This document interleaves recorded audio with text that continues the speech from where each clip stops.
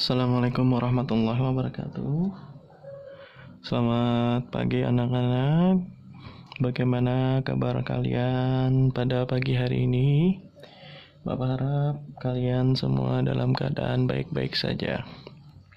Bertemu lagi dengan Bapak. Hari ini kita akan membahas matematika kelas 7, lanjutan tentang materi himpunan. Ya, lanjutannya materi himpunan ini hari ini yang kita bahas adalah diagram pen. Ya, untuk diagram pen.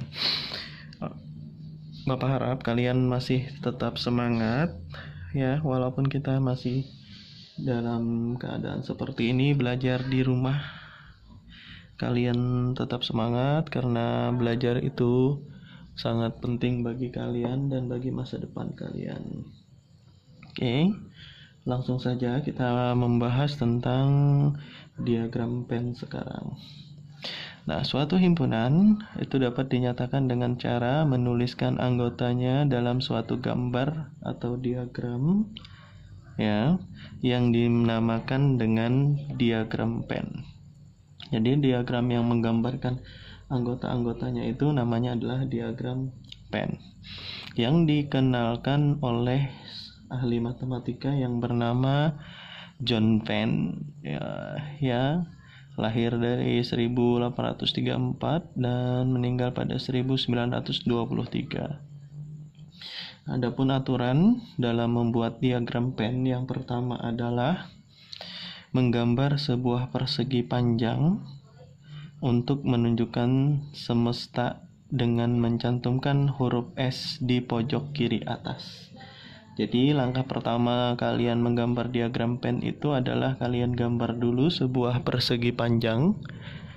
Nah, persegi panjangnya itu kalian gambar dikasih huruf S di sebelah kiri atas. Nah, persegi panjang itu menunjukkan semesta pembicaraan dari diagram pen tersebut. Setelah kalian menggambar semesta dengan persegi panjang tadi, maka kalian menggambar kurva tertutup. Kurva tertutup itu bentuknya boleh lingkaran, boleh elips, boleh terserah kalian. Yang penting bentuknya tertutup, segitiga kah, terserah kalian. Tapi lazimnya atau biasanya untuk menggambar diagram pen itu bisa menggunakan elips atau lingkaran.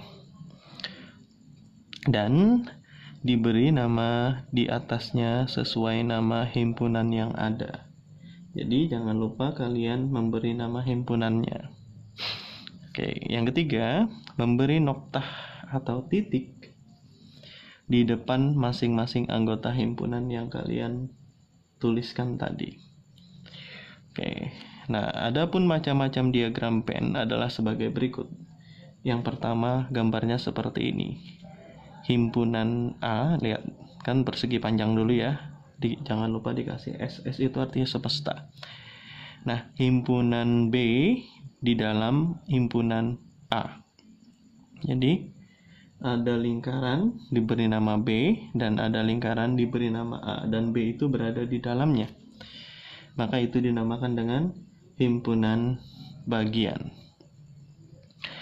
Himpunan B dapat dikatakan bagian dari himpunan A apabila semua anggota himpunan B merupakan anggota dari himpunan A. Jadi semua anggota himpunan B itu merupakan anggota himpunan A, dan ada anggota himpunan A yang tidak ada di himpunan B. Jadi semua anggota B adalah himpunan A, tapi tidak semua anggota himpunan A ada di B, sebagian saja. Nah, itu yang dinamakan dengan himpunan bagian. Ya, oke. Diagram pen yang kedua bentuknya seperti ini. Nah, jadi semesta ya, dan ada satu lingkaran aja di situ dengan A sama dengan B. Nah, itu adalah himpunan yang sama. Diagram pen di samping menyatakan bahwa jika himpunan A dan himpunan B terdiri dari anggota himpunan yang sama. Jadi himpunan A sama, semua anggota himpunan A sama dengan anggota himpunan B, dan sebaliknya semua anggota himpunan B juga sama dengan himpunan A. Itu yang dinamakan himpunan yang sama. Jadi diagram Venn-nya satu lingkaran saja. Ya. Oke, yang C. Himpunan yang seperti ini saling berpotongannya. Himpunan yang saling berpotongan atau saling beririsan namanya. Nah, jadi himpunan yang saling berpotongan atau saling beririsan, diagram di samping himpunan A dan himpunan B saling berpotongan karena himpunan A dan himpunan B memiliki anggota yang sama. Anggotanya sama, sebagian, jadi sama sebagian. Nah, jadi karena himpunan A dan anggota himpunan B memiliki anggota sama sebagian, nggak sama semua. Kalau yang ini tadi sama semua, kalau yang ini sebagian saja. Dan ada anggota himpunan A dan himpunan B yang saling berbeda. Ya, itu bedanya dengan himpunan yang sama tadi dengan himpunan yang berpotongan. Nah, jadi gambarnya seperti ini diagram Venn nanti, kalau ada sebagian yang sama. Nah, yang D sekarang himpunan yang saling lepas. Himpunan A dan himpunan B itu saling lepas jika di antara anggota himpunan A dan anggota himpunan B itu tidak ada yang sama. Jadi dia akan saling lepas seperti ini gambarnya. Bulat dikasih himpunan A, bulat dikasih nama himpunan B. Tidak beririsan, tidak berpotongan, atau tidak menyatu, dia saling lepas namanya. Oke. Nah, sebelum menggambar diagram Venn, semua anggota semesta dan himpunannya harus diketahui. Jadi, anggota-anggota dari semesta maupun anggota-anggota dari himpunan harus diketahui dulu sebelum kita menggambar diagram Venn. Nah, di sini Bapak ada memberikan satu contoh. Contohnya seperti ini. Ya.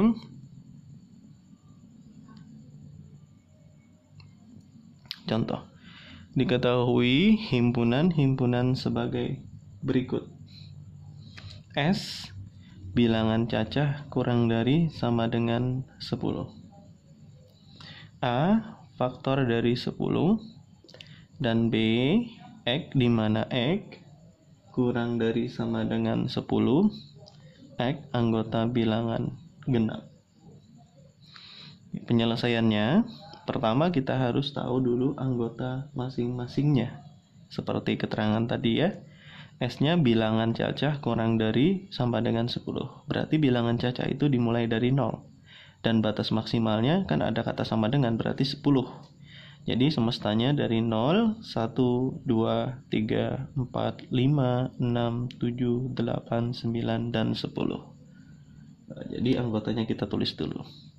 Sekarang A, faktor dari 10. Nah, faktor dari 10 itu kan artinya yang bisa membagi 10. Apa saja yang bisa membagi 10?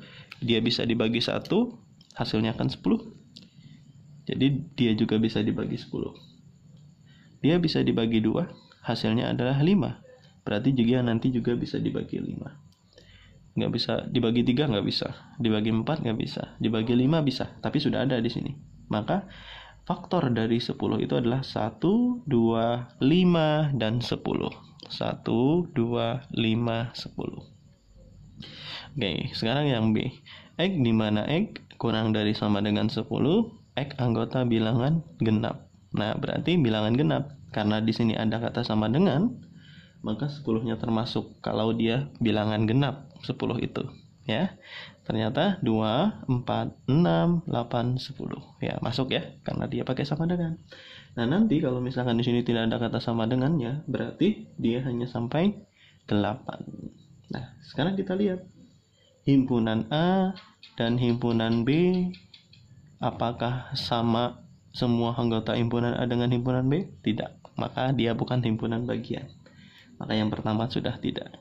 Adakah yang sama di sini? Ada ya, 2 sama ya, 10 juga sama. Nggak ada lagi yang lain kan? Ada yang sama dan ada yang tidak. Yang samanya hanya sebagian. Maka ya, diagram pen yang sesuai itu adalah diagram yang saling beririsan atau saling berpotongan. Kita gambar dulu. Nah, dua buah kurva tertutup dan dia saling berpotongan atau beririsan. Kita beri nama. Tadi kan himpunannya A dan B, maka di sini A dan B. Oke. Cara mengisinya, kita isi dulu yang sama tadi. Nah, jadi untuk mengisi diagram pen itu kita isi yang sama terlebih dahulu. Nah, yang sama situ apa aja? Yang samanya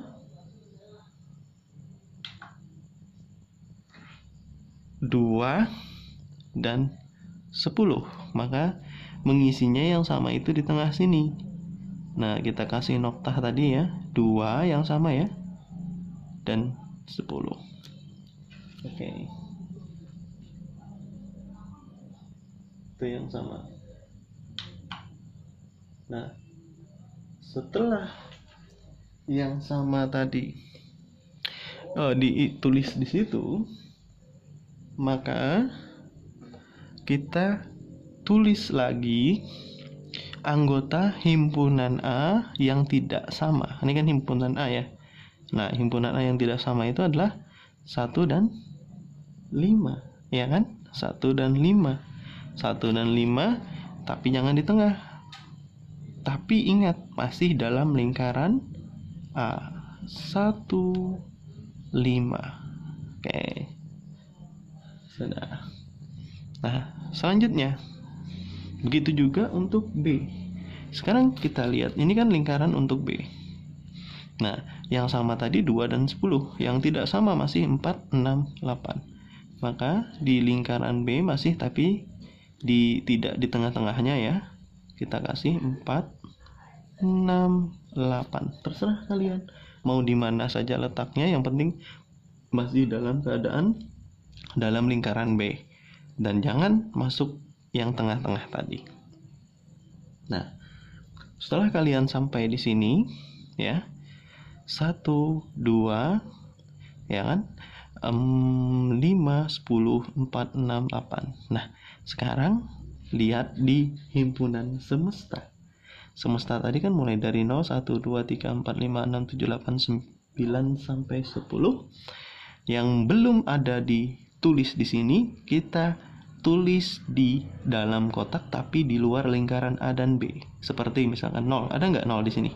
Nggak ada. Sembarang aja. Yang penting di luar lingkaran dan masih di dalam kotak. Titik di sini 0. 1 ada nggak? Oh, ada ya, 1.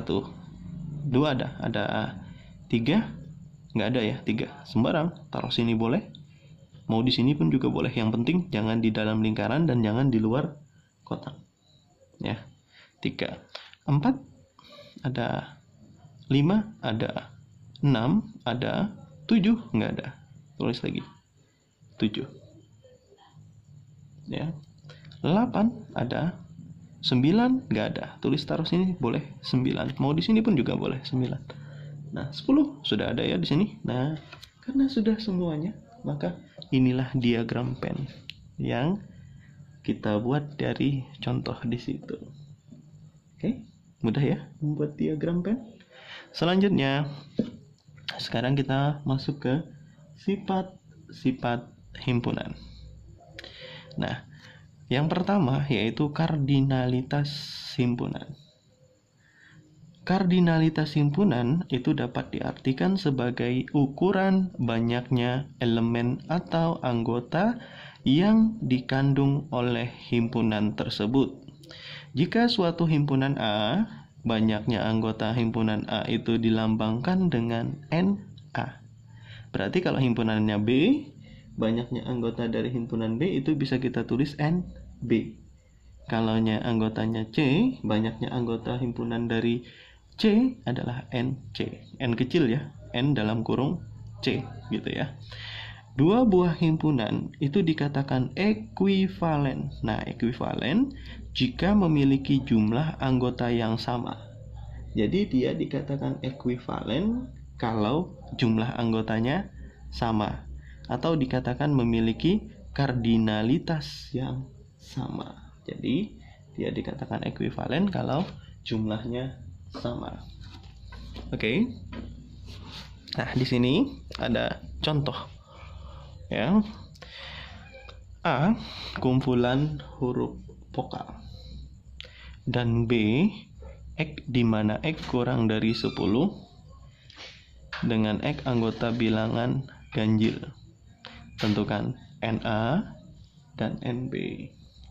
Apakah hubungan himpunan A dan himpunan B? Oke. Sekarang kita ke penyelesaiannya ya. Sekarang kita lihat himpunan A dulu. Himpunan A kumpulan huruf vokal. Huruf vokal itu adalah A, E, I, O, U. Tuh ya huruf vokal ya. A,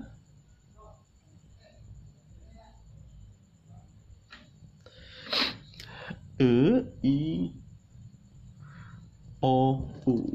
Nah, sekarang kardinalitas untuk A atau NA kita hitung 1, 2, 3, 4, 5. Jadi NA-nya ada 5. Ya. Sekarang kita lihat anggota himpunan B. X di mana X kurang dari 10. Nah, X kurang dari 10 ya artinya nggak boleh 10 lebih, 10 ke atas nggak boleh. Dan X anggota bilangan ganjil. Nah, ganjil kata kuncinya di sini ganjil. Ganjil berarti mulai dari 1, 3, 5, 7, 9, 10 nggak boleh ya, bukan ganjil ya. Berarti hanya sampai sini. Sekarang kita hitung kardinalitas untuk himpunan B atau NB. NB-nya kita hitung 1, 2, 3, 4, 5. Jadi NB-nya ada 5. Ya. Jadi NA 5, NB 5. Nah, sekarang kita lihat apakah hubungan A dan B. Berarti A ekuivalen dengan B. Ekuivalen ya. Ekuivalen itu berarti jumlah anggotanya sama. Seperti itu saja ya. Nah, itu yang dinamakan dengan kardinalitas himpunan. Yang kedua, himpunan bagian. Himpunan bagian itu adalah himpunan yang menjadi bagian dari himpunan lainnya. Misal di sini, himpunan A adalah himpunan bagian dari B. Artinya, semua anggota himpunan A itu ada pada anggota himpunan B. Tapi sebaliknya, tidak semua anggota himpunan B ada di A. Berarti bisa semuanya sama, bisa juga B ini lebih anggotanya. Nah, itu ya. Itu yang dinamakan himpunan bagian. Nah, contoh misalkan di sini. A anggotanya A, B, C, dan B anggotanya D, E, F, dan C anggotanya A, B, C, D, E. Nah, dari ketiga himpunan tersebut, semua anggota himpunan A dan ada pada himpunan C. Coba lihat, A ada di C ya. B kecil ada di C juga, C kecil ada di C juga. Ya, artinya semua anggota himpunan A ada di himpunan C. Maka himpunan A itu dikatakan himpunan bagian dari C yang dituliskan dengan huruf ini A subset ini artinya himpunan bagian dari C. Adapun pada himpunan B ada anggota yang tidak ada pada himpunan C. Coba kita lihat. D ada di sini ya. E ada di C. F, nah F di sini yaitu F. F ini tidak ada di C, maka B ini namanya himpunan bagian dicoret artinya bukan himpunan bagian. Jadi B bukan himpunan bagian dari C ya. Nah, itu yang dinamakan dengan himpunan bagian. Oke, sekarang kita lihat. Nah, selain himpunan bagian yaitu adalah himpunan kuasa. Himpunan kuasa dari himpunan A itu adalah himpunan-himpunan bagian dari A yang dilambangkan dengan PA. Jadi himpunan kuasa itu adalah kumpulan himpunan bagian dari A. Nah, banyaknya anggota himpunan kuasa dari himpunan A itu dilambangkan dengan NP A. N dalam kurung PA. Jadi banyaknya himpunan bagian dari himpunan A. Ya, oke. Nah, contoh, jika diketahui himpunan A yaitu 1, 2, 3, maka tentukan semua himpunan kuasa dari A. Artinya, semua himpunan bagian yang mungkin untuk A itu apa saja. Yang penyelesaiannya seperti ini. Himpunan A kan memiliki kardinalitasnya yaitu NA-nya 3 ya. NA-nya 3. Himpunan-himpunan yang merupakan himpunan bagian dari A adalah sebagai berikut. Yang pertama, jadi himpunan yang anggotanya 0 atau himpunan kosong. Jadi ingat, setiap himpunan memiliki himpunan bagian yaitu himpunan kosong yang tidak memiliki anggota. Jadi wajib nih ada himpunan kosong. Kalau disuruh mencari ada berapa himpunan bagiannya. Jadi awalnya pasti dia himpunan kosong. Itu yang pertama. Nah, yang kedua yaitu adalah himpunan yang anggotanya 1. Nah, yang anggotanya 1 apa saja? 1 saja. Nih, seperti ini kan tadi anggotanya 1, 2, 3 ya. 1 saja. Bisa. Atau 2 saja. Bisa juga. Atau 3 saja. Juga bisa. Nah, di situ kan cuma ada 3 kemungkinan, ya. Nah, jadi 1 saja, 2 saja, dan 3 saja. Itu adalah himpunan yang anggotanya 1, himpunan bagiannya. Oke. Himpunan bagian yang selanjutnya yaitu himpunan yang memiliki anggota 2. Himpunan yang memiliki anggota 2 yaitu 1 dan 2 dulu. Yang pertama 1, 3. Oke. Dan 2, 3. Selain itu nggak ada lagi. 3, 2 ada Pak. Di sini kan 2, 3 sudah. Jadi 3, 2 dan 2, 3 itu sama ya. 3, 1 Pak. Ada 1, 3. Nah, jadi nggak ada lagi yang memiliki 2 anggota, hanya 1, 2, 1, 3, dan 2, 3. Oke, himpunan yang anggotanya 3. Kalau anggotanya 3 berarti keseluruhan ya, 1, 2, 3. Nah, ini juga masuk himpunan bagian dari A. Himpunan yang punya anggota 4 nggak mungkin, karena himpunan bagian dari A maksimalnya jumlahnya sama dengan himpunan tersebut. Berdasarkan uraian di atas, maka himpunan bagian dari A adalah himpunan kosong. Himpunan yang anggotanya 1 saja, 2 saja, 3 saja. Himpunan yang 2 anggota yaitu 1, 2, 1, 3, 2, 3. Dan terakhir seluruhnya yaitu 1, 2, 3. Maka ada berapa himpunan kuasanya? 1, 2, 3, 4, 5, 6, 7, 8. Ada 8. Nah, ternyata kalau 3 anggotanya tadi 8. 8 ini kan sama artinya dengan 2 pangkat 3. Jadi kalau 3 maka 2 pangkat 3. Nah, jadi kesimpulannya adalah jika jumlah anggota himpunan A, NA itu sama dengan A kecil, ya, maka banyaknya himpunan bagian dari A atau himpunan kuasa dari A itu disimbolkan dengan N dalam kurung PA sama dengan 2 pangkat A. Nah, 2 pangkat A, jadi berapa anggotanya? Itu jadi pangkatnya. Karena 3 tadi ya 2 pangkat 3, 2 pangkat 3 kan 8. Kalau ada 5 anggota berarti 2 pangkat 5, yaitu 2 kali 2, 4 kali 2, 8 kali 2, 16 kali 2, 32. Oke, di sini ada contoh.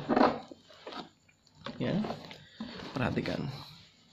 Nah, diketahui A yaitu X di mana X kurang dari sama dengan 10 X anggota bilangan prima. Tentukan banyaknya himpunan bagian dari A. Berarti kita tentukan dulu A-nya apa saja. Kurang dari 10 anggota bilangan prima. Oh, prima. Prima itu mulai dari 2 ya. 2, 3, 5, 7, 10 enggak ya, 9 enggak. Oh, berarti ini aja ya. Nah, maka kita hitung dulu kardinalitasnya. NA sama dengan 4 ya, ada 4 anggotanya. Nah, setelah itu baru kita mencari banyaknya himpunan kuasa dari A, yaitu 2 pangkat 4. Kan 2 pangkat ini tadi berapa jumlahnya? 2 pangkat 4. 2 pangkat 4 adalah 16. Nah, bisa kalian buktikan kayak tadi. Dari himpunan 0 dulu ya. Oke, ada 16. Jadi seperti itu kalau yang ditanyakan. Ada berapa himpunan bagian? Ya. Oke, 2 pangkat. Langsung saja berapa anggota himpunannya. Oke, banyaknya himpunan bagian yang memiliki N anggota. Nah, jadi kalau yang diminta nanti, kalau ini kan banyaknya himpunan bagian. Sekarang kalau misalkan kita mau mencari berapa banyaknya, misalkan ditambah ya. Berapa himpunan bagian dari A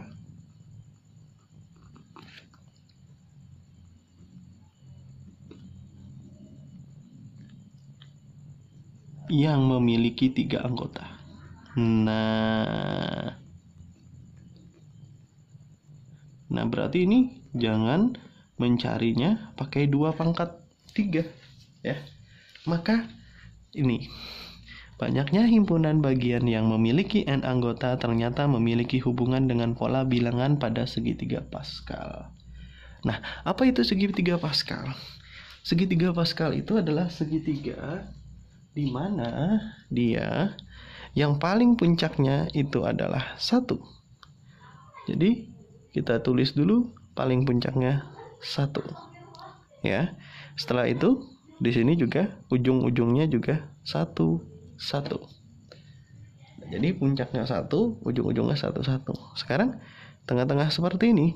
1 dengan 1 tengahnya ini kita jumlahkan, ini tambah ini, 1 tambah 1 2. Lalu ujung-ujungnya juga 1. Lanjut lagi, 1 tambah 2 di sini 3. 2 tambah 1 3. Ujungnya 1. Gitu ya. Nah, sama, lanjut ini. 3 tambah 3 6. 3 tambah 1 4. 1 tambah 3 4. Ujungnya 1.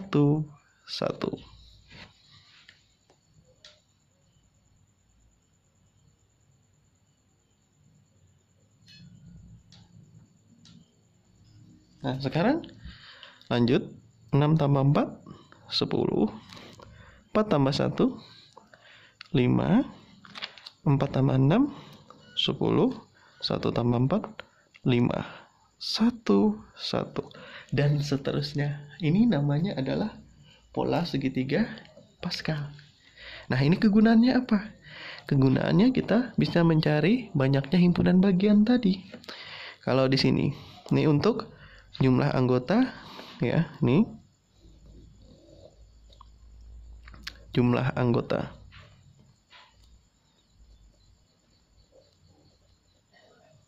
Himpunan A. Berarti kalau jumlahnya jika anggotanya 0.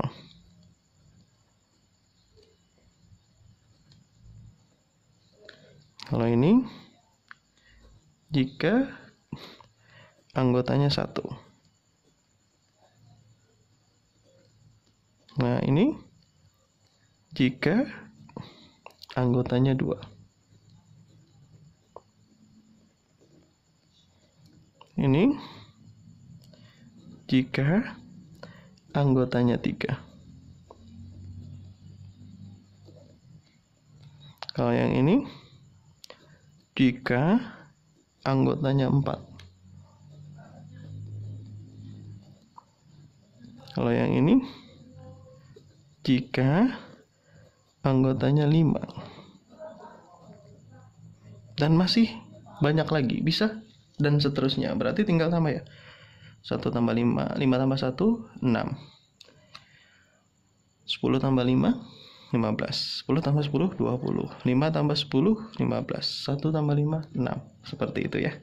Nah, terus kegunaan ini untuk apa? Nah, di sini diawali dengan ini pasti himpunan kosong.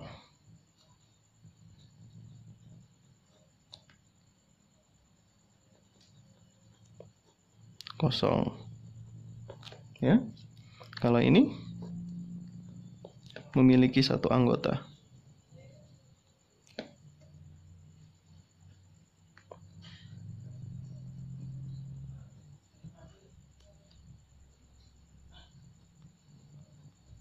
Nah, kalau ini dua anggota. Kalau ini tiga anggota. Kalau ini 4 anggota. Kalau yang ini 5 anggota. Karena tadi ada 5 di sini anggotanya. Nah, tapi kalau yang kita minta kan di sini yang 4 aja tadi ya. 4 anggota, berarti jika anggotanya 4, maka kita ngambil yang di sini. Coba kalau kita jumlahkan 1 tambah 4, 5 tambah 6, 11 11 tambah 5, 16 ya. Nah, berarti mulai dari sini ya. Ini pasti himpunan kosong.